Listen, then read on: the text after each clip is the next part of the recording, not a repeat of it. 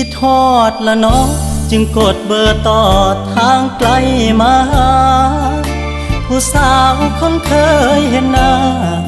บอกกลับมายามบ้านเป็นปีรูปถ่ายให้ไว้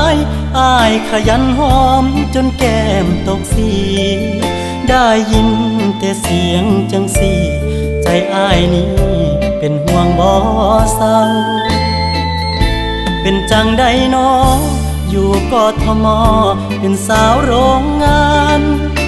สะพายกระเป๋าลาบ้านเดินเดี่ยวอย่างนั้นใจคือสีหนาวแกงไทยข้าวทุงเจ้ากินอุ่นท้องอยู่บ่น้องสาว